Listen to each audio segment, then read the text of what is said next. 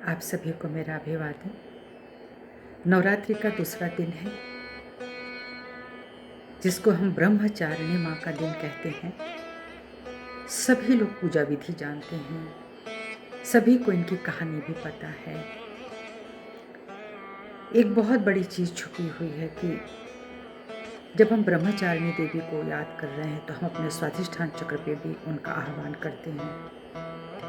वह तपश्चर्या का स्थान भी है और जिस तप में माँ भगवती बैठी थी वो ये था कि वह शिव जी को प्राप्त करें। अब ये जो तपस्या है शिव जी के प्राप्ति के बाद नहीं हो सकती थी, शिव जी के प्राप्ति से पहले ही ये करना है। तो बहुत सारी हमारी जो बहनें हैं, स्त्रियां हैं, वो इस बात को नहीं समझ पाती हैं कि जो व्रत वो विवाह के पहले कर रही हैं शिव जी जैसा पति पाने के लिए, उन्हें भी पार्वती जी की शक्ति और पवित्रता अपने भीतर ग्रहण करनी होगी, तभी वो मिलेंगे भी। मिलते हैं वैसी शक्तियाँ, वैसे बहुत सारे लोग पवित्र हैं और इन सब स्वरूपों में शिव कौन आत्मा है और सुंदर आत्मा उन्हीं का प्रतिनिधित्व कर रही है। तो ये जो स्त्रियाँ जो व्रत कर रही, लड़कियाँ व्रत कर रही हैं, वो ये पाने के लिए करती हैं कि उनको इस तरह का पति मिले। लेकिन जब पति मिल चुके हैं तो फिर उनको शिव नहीं बना रहे हैं या उनकी प्राप्ति, वो तो उनकी प्राप्ति हो चुकी है। तो पति जिस रूप में भी प्राप्त हैं, उनको संभालना भी अपनी एक तपस्या होती है। आप अपने चरित्र से, अपने तप से उनको संवार सकते हैं, संभाल सकते हैं। स्त्री की शक्ति ही, आप ये देखिए, 9 दुर्गा में कोई भी शक्ति ऐसी नहीं थी जिनका वध किया गया। जैसे कि देवी मारी गई, ऐसा तो नहीं हुआ कभी ना, देवी कभी मारी नहीं जाती। और सबसे बड़ी बात है कि जहाँ देवता हार जाते हैं वहीं शक्ति लाई जाती है।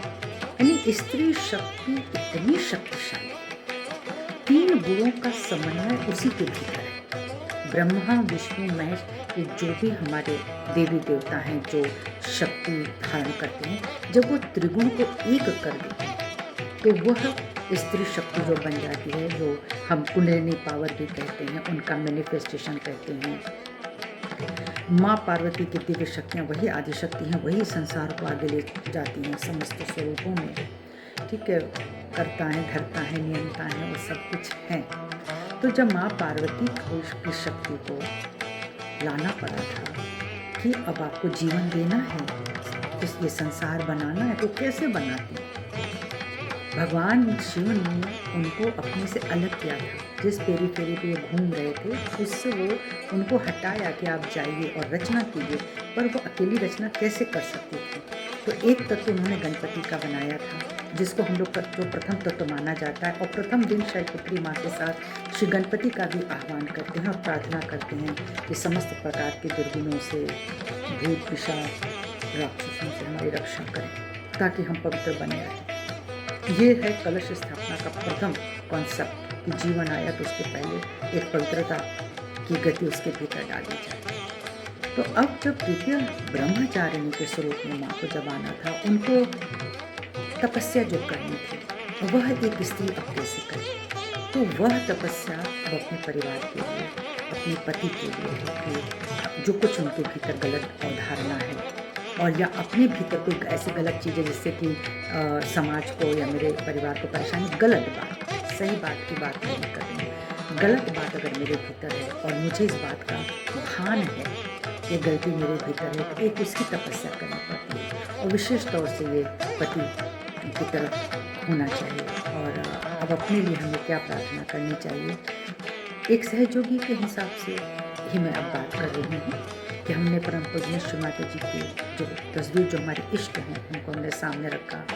आप भी अपने गुरु के पास रख सकते हैं, लेकिन कुंडलिनी का जागरण या आत्म साक्षात्कार की प्राप्ति यहाँ होना बहुत आवश्यक है, तो ही ये प्रार्थना समझी जाएगी और वो प्रार्थना अपनी समझ से करी जाएगी, सूक्ष्मता के अनुसार। तो अपना जो बायां हाथ है वह स्वाधिष्ठान चक्र पे हम रख सकते हैं दाहिनी तरफ, और दाहिने हाथ को फैला के रख सकते हैं माँ भगवती की तरफ, और उनसे ये प्रार्थना कर सकते हैं कि हे माँ, जो कुछ तुमने दिया है वह मैं सहन कर सकूं, यानी उसको ग्रास्प कर सकूं, अपने भीतर उतार सकूं। तुम ही करतार हो माँ, तुम ही धरतार हो, अंततः तुम ही हरतार। तो जो गुण है उसको हमको अपने भीतर लेना है, हाथ रखना है दाहिने स्वादिष्ठान पे, माँ का आह्वान करना है और शिव ब्रह्मचारिणी स्वरूप में, और मध्य में शिव ब्रह्मदेव सरस्वती हैं ही, तो दाहिनी तरफ शैलपुत्री का ही ये ऊपर का बढ़ा हुआ हिस्सा है, आगे का हिस्सा है। तो हम यहाँ हाथ रख के प्रार्थना कर सकते हैं कि हे श्री माता जी, कृपा करके मुझ में भी यह तपश्चर्या की शक्ति प्रदान करें। यानी यह तपश्चर्या पवित्रता की शक्ति है। एक पति को जो संसार को चला सके, यानी जो घर गृहस्थी पर इसको चलाने की शक्ति प्रदान करे, जीवन को आने की शक्ति प्रदान करे, उसके लिए हमारी प्रार्थना है कि वह सब सुरक्षित हों। बाईं तरफ वही हमारा परिवार है, तो हम बायां हाथ श्री माता जी की ओर करके दाहिना हाथ अपने बाएं स्वादिष्ठान पे रख करके यह प्रार्थना कर सकते हैं कि माँ, जो भी हमारा परिवार आपने हमें प्रदान किया है, जो भी तपस्या हमने करी होगी, जो भी पूजा पाठ व्रत उपवास हमने किया होगा, आज उसी के हिसाब से मुझे मिला है। अच्छा मिला है या बुरा मिला है ये तो हम नहीं जानते, लेकिन जो कुछ हमारे कर्म बोध से मिला है उसे और सुंदर करिए, उसमें तेजस्विता दीजिए श्री माता जी। और इस जीवन में मेरी तेजस्विता से मेरा तो स्वादिष्ठान चक्र सुंदर बने ही, उसकी चित्त शक्ति, उसकी जो निष्ठा शक्ति है, जो उसकी एक अग्नि है, वह सुंदर हो। वो मेरे भीतर जो समस्त 6 प्रकार की जो गलत अग्नियाँ हैं उनका वो नाश करें, जिसको हम षड्रिपु कहते हैं। आज उनके नाश का समय है, उनका दिन, उनके उसके लिए माँ भगवती से प्रार्थना करते हैं कि माँ भगवती, मेरे भीतर जो 6 प्रकार की गलत अग्नियाँ हैं आप उनको जला दीजिए, उनका नाश कर दीजिए माँ, और मैं एक बहुत सुंदर दिव्य अग्नि के साथ अपनी शक्ति को मैनिफेस्ट कर सकूं। यही प्रार्थना करते हैं। जय श्री ब्रह्मचारिणी माँ साक्षात। नमो नमः।